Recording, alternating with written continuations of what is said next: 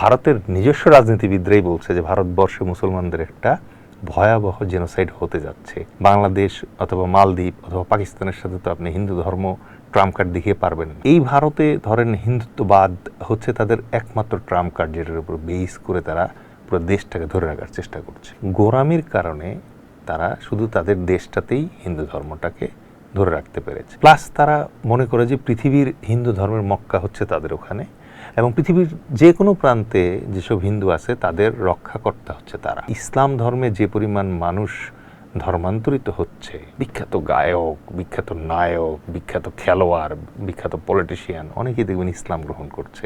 ইসলাম ধর্মের মাধুর্য, ইসলাম ধর্মের মহত্বের কারণে বিজেপির পশ্চিমবঙ্গ জয় আমাদের জন্য কিন্তু বেশ একটা অ্যালার্ট। এক ভারতের 3 ম্যাপ।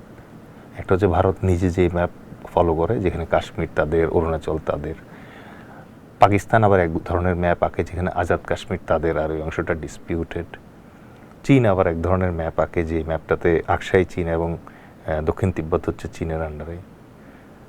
জাতিসংঘ আবার এক ধরনের ম্যাপ আঁকে যেখানে এই ডিসপিউটেড এলাকাগুলোকে ডিসপিউটেড ক্লেইম করে তারপরে এখানে আঁকে।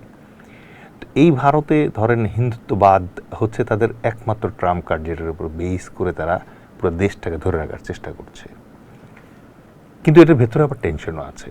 মানে হিন্দুত্ববাদকে প্রায়োরিটি দিতে গিয়ে, এটাকে সবার কাছে গ্রহণযোগ্য করতে গিয়ে তারা যে সমস্যাটায় পড়ছে, বহির্বিশ্বে তো আসলে হিন্দু রাষ্ট্র তো আর নাই, নেপাল একটা মাত্র রাষ্ট্র আছে, বাকি যারা আছে তারা হিন্দু ধর্ম নিয়ে খুব একটা চিন্তিত না, রাইট?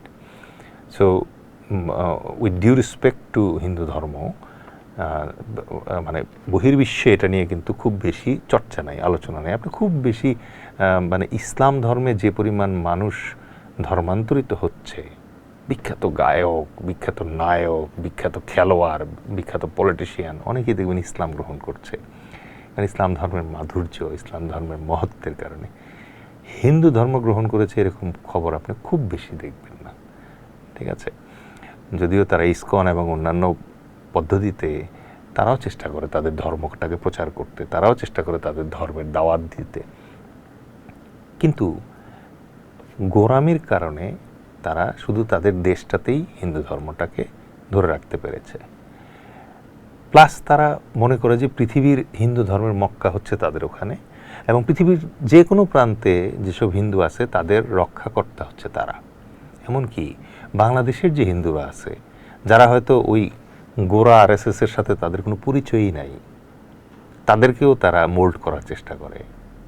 বাট হয়তো যেমন ধরেন পিনাকির মতো কিছু আছে যারা হয়তো স্বচ্ছভাবে হিন্দু ধর্মটাকে দেখতে পায়, এবং বাংলাদেশের বিরুদ্ধে তাদের হিন্দু ধর্মভিত্তিক যে আগ্রাসনটা আছে, সেই আগ্রাসনটা হয়তো তারা টের পায়, পড়তে পারে।